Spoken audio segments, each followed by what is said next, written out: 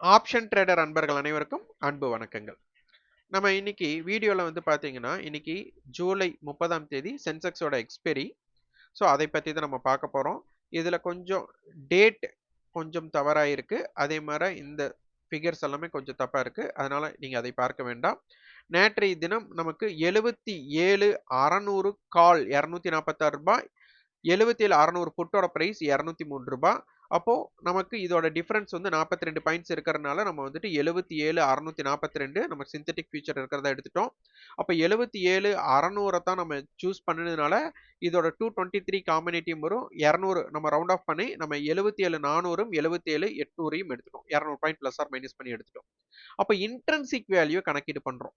அப்ப intrinsic value தான் நமக்கு காஸ்ட் பிரைஸ். இன்னைக்கு எக்ஸ்பைரி விஷன் சொல்லியாச்சு. அதனால 77,400க்கும் 77,642க்குள்ள வித்தியாசம் 242. அப்போ 77,400 கால் 242க்கு மேல இருந்தாலே மார்க்கெட் 77,642க்கு மேல தான் இருப்பாங்க அப்படிங்கிறது தான் இதோட வியூ. அதே 77,800 புட் ரூ. 158 மேல இருந்தாலே மார்க்கெட் 77,642 இருப்பாங்கன்னு அர்த்தம். அப்ப இதோட டோட்டல் ரேஞ்ச் 400. இதுல யாராச்சும் ஒருத்தர் கம்பல்சரி 400க்கு மேல இருக்கணும்.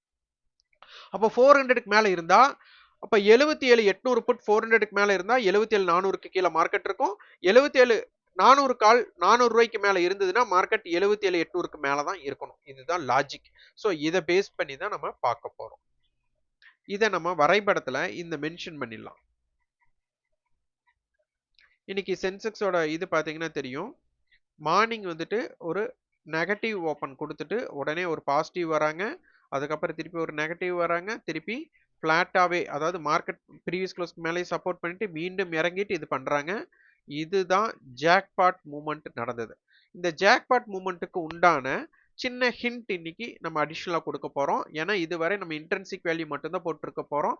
அதுக்கப்புறம் இவங்க இன்ட்ரின்சிக் வேல்யூ ஐடிஎம்மா இருந்தா அடுத்த ஸ்ட்ரைக் என்னவா இருக்கணும் அப்படிங்கிறதையும் பார்க்க போறோம். இங்க பாருங்க 77,800 புட் ரூ. 400 ஃபர்ஸ்ட் கேண்டிலே இவங்க என்ன பண்றாங்கன்னா 400 தக்க வைக்கல.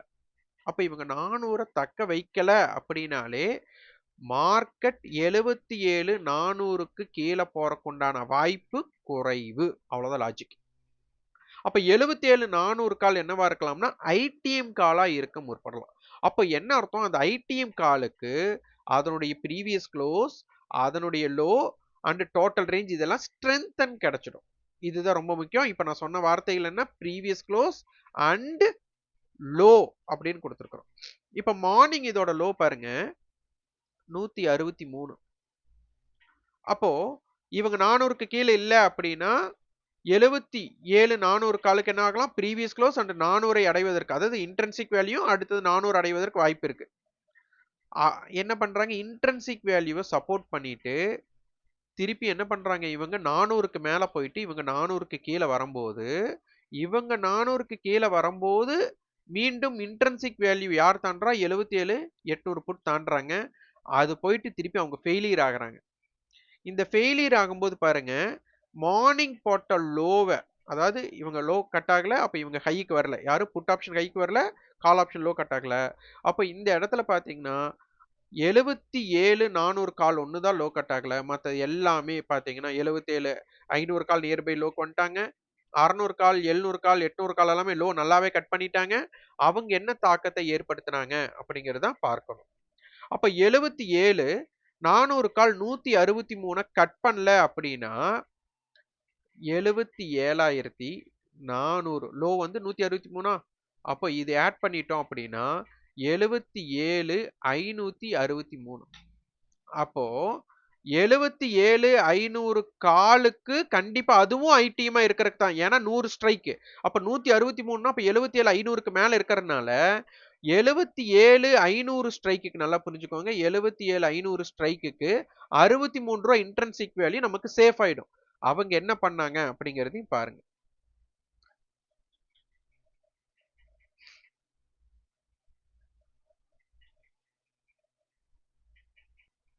77,500 கால் பாருங்க. மார்னிங் அவங்க போட்ட லோ. இதுதான் மார்னிங் அவங்க போட்ட லோ. மீண்டும் வந்து என்ன பண்றாங்கன்னா, பிரேக் ஆகுறாங்க. இந்த பிரேக் ஆனவங்க 77,400 காலோட 163ன்னா, அப்ப இவங்களுக்கு அந்த 100 பாயிண்ட். 77,400 காலோட லோ 163. அப்ப 77,500 காலுக்கு என்னன்னா, அந்த 63ங்கிறது சப்போர்ட். ஏன்னா இது 163.